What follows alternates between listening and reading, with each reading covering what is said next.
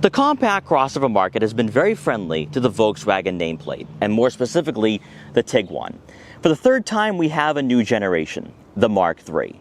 And this generation just might have it all. From certain angles, I see the Audi Q5. I really do, for this lower aspect of this model, just the way the body lines are. But days like today make me very, very nervous because on paper, this crossover seems to have everything going for it. It's styling, it's pricing, it's technology, it's performance. But maybe in person, I'm going to be saying something very different. In today's video, I'm going to answer my own questions about this vehicle. I'm going to see if this really is one of the best compact crossovers you can buy in 2025, and also see why, if you are someone looking for a fun daily driver that is tech focused, but also now more refined than ever, then maybe taking a look at the all-new 2025 Volkswagen Tiguan might be a great decision. Now, before we get in this video, I want to give a huge shout and thank you to Gervais Volkswagen in Lowell, Massachusetts for letting me come down here to check out the Volkswagen Tiguan. Their link will be in the description below, so you can check out their extensive Volkswagen inventory. So as always, let's begin with that pricing. For the 2025 Volkswagen Tiguan we have today, this is the SE with 4Motion all-wheel drive, giving us a starting cost of just over $35,000. You could look at this trim as being the value choice in the lineup because it's not too expensive, but you're still receiving a lot of creature comforts and amenities. Before we even discuss the exterior design and also the new technology for the interior, we have to talk about this new platform and chassis that Volkswagen is utilizing for the new Tiguan. It's going to be the MQB Evo platform, which is kind of a new iteration of the MQB platform that has been used for many years and for many models in the Volkswagen product line. Now, this isn't the first time we have checked out a Volkswagen with this chassis. That would have been the Mark 8 GTI a couple of years ago. But the same rules apply here. With this new suspension, with this new chassis, you're getting a vehicle that feels very well refined and also, I think, quite mature now. Where the Tiguan in the past, you could feel that it wasn't going to be very competitive with some of the best in its market. But now for 2025, I think that is a completely different story. Now, unfortunately, though, there is one dimension change that I'm going to be talking about quite a bit here for this model, because even though from the outside it still looks quite large and is about 185 inches in length, we miss out on one key feature, and also it's not going to be as practical as it was before. But we have plenty of time to dive into that for this video. Now, in regards to its design, though, Volkswagen has done quite a bit here with this vehicle. Yes, it is taking some styling elements from the ID4, but it still looks unique enough where it's not a carbon copy.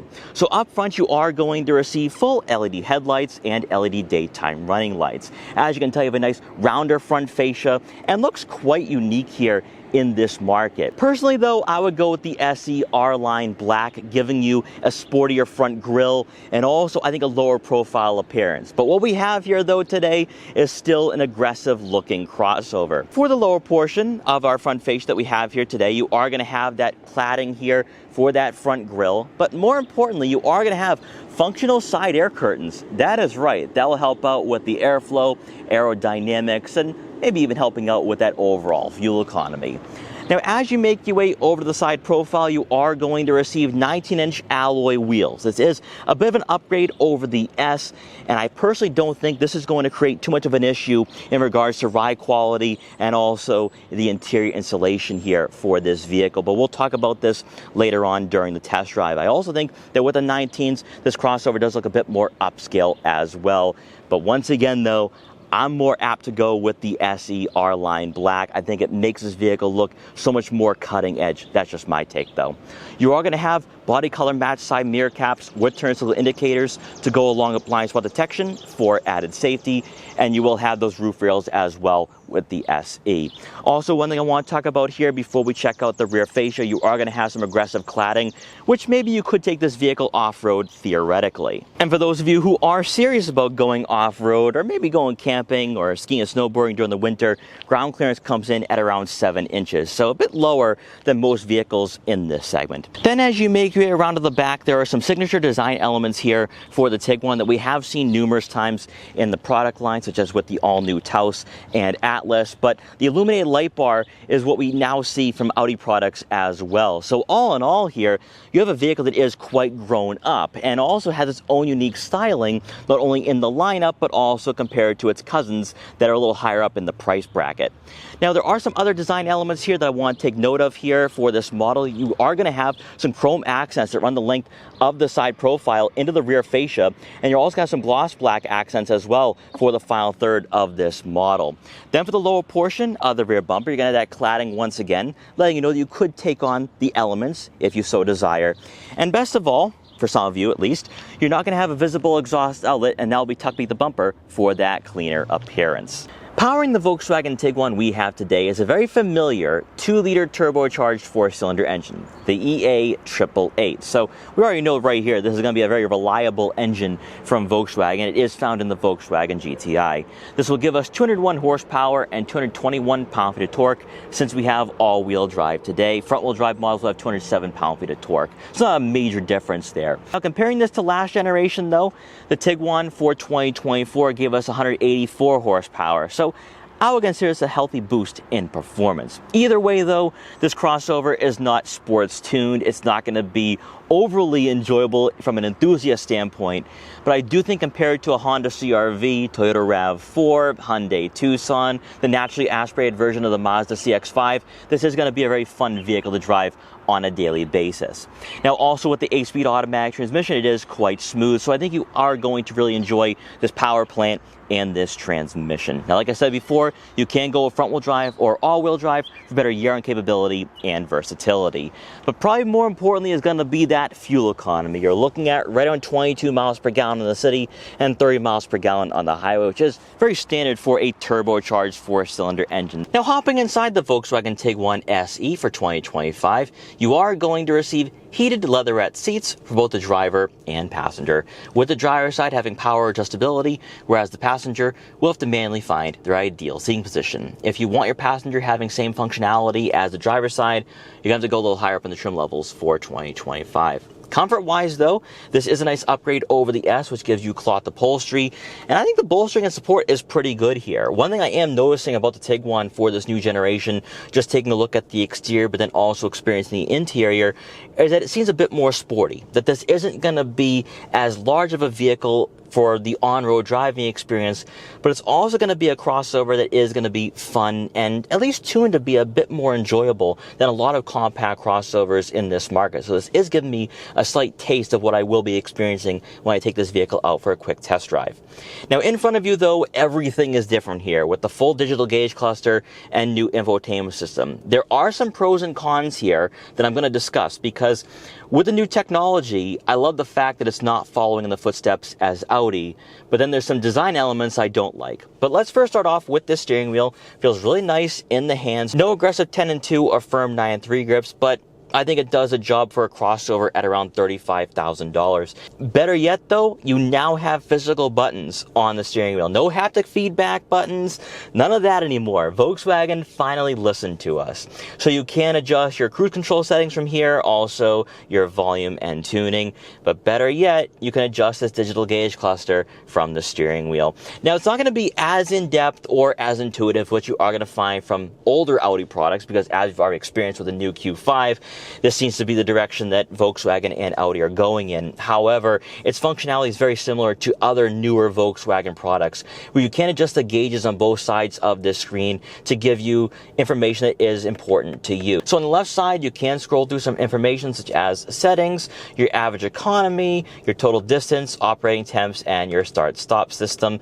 Now, when you click on the settings tab, you can scroll through more information here, such as average economy, distance time, average speed, navigation, audio, telephone. So this basically covers the information that can be displayed on your digital gauge cluster. And then the things you don't check off on the left, you can check on the right, so that way you can display new information on both sides. Very similar to what we have experienced in the Volkswagen GTI and other new Volkswagen products. So this is very straightforward, not super in-depth, but I love the fact that resolution and quality is quite good here. Now, since we are taking a look at what we have in front of us here, I might as well go over the one feature I do not like with this vehicle. In fact, one feature I despise, because the 2025 Tiguan for this generation is too good to have a feature like this. So on your steering wheel stock, you will have a gear selector. And I have no idea why Volkswagen is trying to follow in the footsteps as Mercedes-Benz. It doesn't work. Because with the GTI, you had the gear selector on the center console. Why did Volkswagen move away from this? Now, I know I'm being very nitpicky here, but it's those minor things that kind of bother me. And I wanted to bring that up because when I hopped in this vehicle for the first time, that was a bit of a learning curve, and that was a bit of a curveball I was not expecting walking into this vehicle. So take it easy the first time, get used to this gear selector here. It's a bit of a learning curve. But let's talk about this infotainment system though. So you are going to have this massive 13-inch touchscreen with wireless Apple CarPlay and Android Auto compatibility. But better yet here, Volkswagen is not utilizing the same Google-based software that is found in Audi products, thankfully. This is not too far off the older MIB user interfaces that were found in older Volkswagen products and also in the GTI.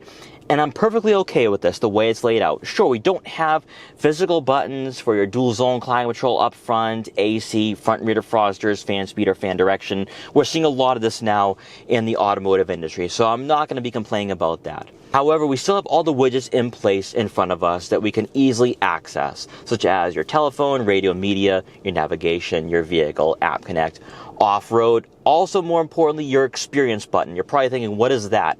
So when you press on the experience, not only can you change the interior lighting for the atmospheric experience, this will also give you your drive mode selector as well, which you can adjust by using the dial on the center console. We'll talk about this in a minute. So with the Tiguan for 2025, you have Eco, Comfort, Sport, Custom, Off-Road, and Snow mode. Obviously with all-wheel drive, you have better capability here to work with. Also with Sport mode, we have better performance compared to last generation. So theoretically, Sport mode might be something worth trying out. We'll check this out during the test drive.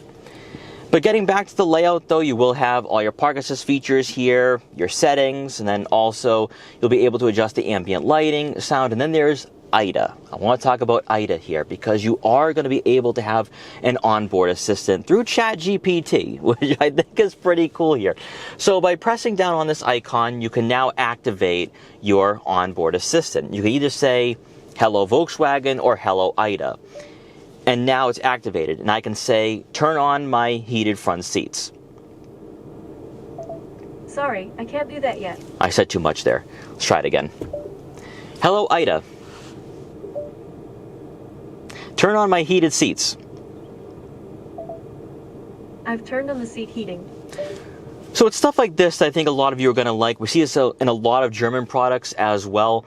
And it will help out with those tasks where if you don't want to reach for the screen, you don't have to. You can turn on the AC automatically through IDA. And it's actually a pretty cool feature. I do like having stuff like this in my vehicles. Now also while we're here, let's talk about the icons at the top of the screen.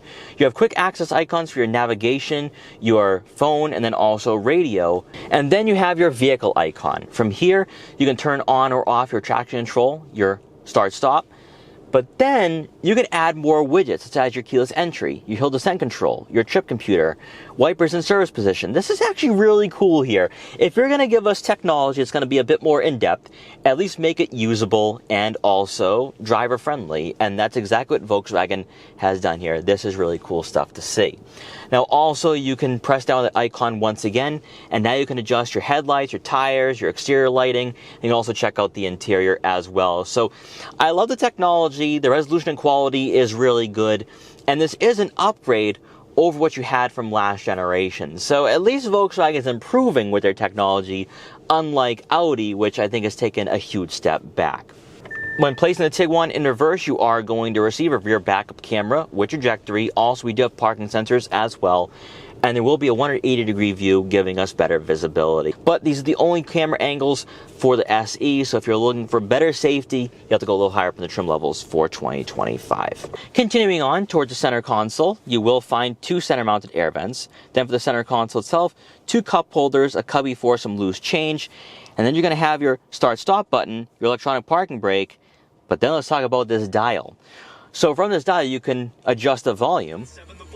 But when you press down on it, you'll have your drive mode selector here. So I love to see that dual functionality. That is great to see. And in fact, I'd like to see more of this from Volkswagen in the future. Then next to that will be a center storage compartment, which is deep enough for some smaller items. You could probably store a couple small water bottles or two here.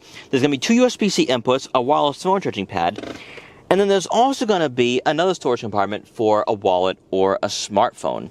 And you can also adjust the center armrest here, so that way you can relax while you're on those longer road trips. And then to round out the front seating area, above will be an optional panoramic moonroof, which brings in a lot of natural light to the interior. Now for passengers in the second row, they're going to receive right around 38.7 inches of legroom, which, to put this into perspective, is about 2 inches better than last generation. Unfortunately, all this does come at a cost, and we'll talk about this in a minute because I'm actually not too happy about this. Now for the interior though, plenty of legroom, plenty of shoulder room, plenty of headroom, which means this is going to be very family friendly, and also it's very competitive with the RAV4, Honda CR-V, and of course the Subaru Forester and Mazda CX-5. Also, what Volkswagen has done here is that they lowered the second row seats a bit to maximize that headroom. So tall passengers will not be hitting their head on the headliner, even with the panoramic moonroof, which is optional for the SE. Now, one thing I do like here about the new dimensions for 2025 is that there's plenty of shoulder room where you can squeeze in a third person in the center. So very flexible here in this market, and some compact crossovers can't offer that. Also with the leatherette seat material, very nice, plush, and does give you a lot more support here. By going with the SE, you're also going to have two center mounted air vents to go along with two USB-C inputs. And then to round out the second row seating area, you do get a center armrest with two cup holders. And as we make our way around to the back one more time to take a look at the rear cargo area, remember that one dimension change I was very concerned about earlier on in today's video and I was focusing on a lot? Well, it's this right here. By going with the Tiguan SE, you are going to receive a power liftgate. And inside, behind the second row seats, you're looking at right on 26.5 cubic feet of room, which is more than enough to take on the Mazda CX-5 and is very similar to the Subaru Forester. However, compared to last generation, the Mark II offered close to 37.5 cubic feet of room. So you're missing out on 11 cubic feet. This is seismic. And on top of this, you don't get a third row as an optional feature. This is huge. This is absolutely huge in this market because last generation was very much on par with the Toyota RAV4, Honda CR-V, Hyundai Tucson, and Kia Sportage, and that is no longer the case here for 2025 and the Mark III. Now, 26.5 cubic feet of room is more than enough though. I was able to fit all my camera gear today with no issues. That's 3 bags of camera gear, a gimbal box, and a tripod. And because we have a slightly higher roofline here, we can stack on more items as well. Also, to counter all of this, you do have very deep side pockets where you can store another bag or two, a couple water bottles, car detail equipment, or maybe even a first aid kit. Also beneath the floor mat, you are going to have to find a spare tire, so if you encounter a flat on those road trips or travels, you can fix that and be back on the road. Then with the second row seats folded, you're looking at right on 60 cubic feet of room. Once again, not as large as last generation, but should do the job here in this segment. Either way here, I think the Tiguan for 2025 is more than capable and competent to be a top seller in this segment. Without saying the obvious, the 2025 Volkswagen Tiguan is nothing like its predecessor. But I don't think enough people have fully digested and understood just how different this vehicle really is, how different the Mark III is to the Mark II. Fundamentally speaking, you no longer get the third row as an optional feature, and you no longer get close to 40 cubic feet of room behind the second row seats. These are huge deciding factors in this market. People are looking for practicality, maybe even more so than the technology, the refinement, and quality. But with the 2025 Volkswagen Tiguan and this revised chassis with the MQB Evo platform, you're getting a vehicle that kind of feels like a baby Audi Q5. The rigidity, the suspension, the refinement, there's just so much to talk about here with this vehicle from a performance perspective. But from a fundamental aspect, this vehicle is quite different than a lot of its rivals. Because instead of being a German Honda CR-V, I look at this as being a German Mazda CX-5, a German Ford Escape, making this vehicle more sporty, more engaging, maybe even more performance-oriented. And we're going to find that out later on this year with the R-Line Turbo, which that is going to be a very important piece of the puzzle for this vehicle. But since that is months down the road, let's talk about what we have here today for this vehicle.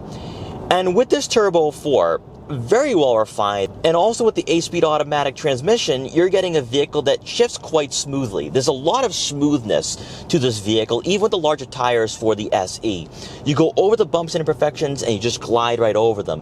It feels somewhat luxury-like without having the luxurious aspects for the interior quality. But I'm okay with that here for a vehicle at around $35,000. Now, I think what Volkswagen is doing here is kind of giving you, I don't want to say a crossover version of a Volkswagen GTI, but it does have some of those qualities. The way it's turning with the steering ratio, the weight of the steering. You know, this is actually quite different than a lot of crossovers in this market because most crossovers don't have a weighted steering. They don't have that agile handling. And I feel like with this Tiguan, it's not as top heavy, it's not as cumbersome, it's not as large. When you take a look at the dimensions, there's only about a 1-inch difference. And yet, that 1 inch changes everything for this model. And maybe it's the platform that is beneath me right now is changing everything here, where this crossover, you know, does feel a bit more lighter. It doesn't have that cumbersome feel like we had for last generation, because the Tiguan was quite large. Let's be honest here, for a compact crossover, the Tiguan was quite big in its market, where now this falls in line with some of the smaller vehicles. And I kind of see what Volkswagen's doing here, because you have the Atlas and the Atlas Cross, and the Tiguan is probably taking away sales from the Atlas because you do have that optional third row, at least for the Mark II. So I understand why Volkswagen maybe dropped that feature for 2025. But by doing so, though, you have a fun vehicle that I think is something quite unique in this market. In sport mode, it is rather docile. It's not really sporty, but I do like the fact that in sport mode, the throttle response is pretty good and the steering is decently weighted. Now, without a sports tune suspension, it's not going to feel like a GTI or Golf R, but I'm perfectly okay with that with 201 horsepower and just around 220 pound-feet of torque. In city and suburban driving, even on these back roads here, its maneuverability is really fun. Now, I'm not going to say that you have a connected feel to the road because you don't have that lower center of gravity, but it feels like Volkswagen learned some things with the ID4 and has kind of taken some of the soul out of their EV and placed it in the Tiguan. And I'm okay with that, more so than what Audi did with the Q5. Now, in regards to overall vision and seat positioning here, being behind the wheel of this new Tiguan, you have a nice commanding feel and presence over the roadways. You do sit quite high up in this model, which I think is going to be exactly what a lot of you are looking for. It doesn't feel like a lifted hatchback.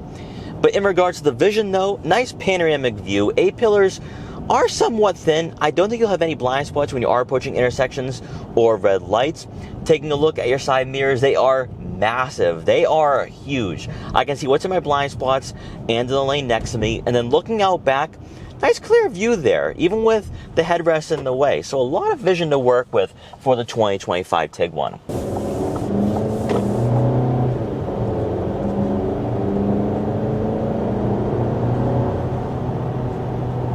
It does have a nice pep to it. I'm not going to say it feels quick by any stretch of the imagination, but comparing this to Japanese rivals that utilize CVTs and also naturally aspirated 4-cylinders, this will feel a bit more spry in a straight line.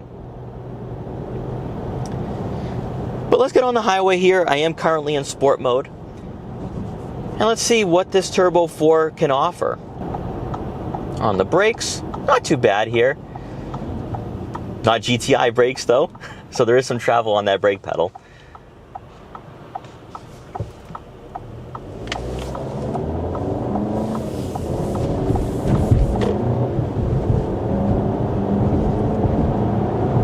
I will say it feels like a lot of the power kicks in mid-range. Not a lot of low-end torque, relatively speaking. And in the corners of the steering, the body roll just ruins it though. I think we're going to need a Tiguan with a sports tune suspension at some point. Now let's see if we can pass some slower drivers.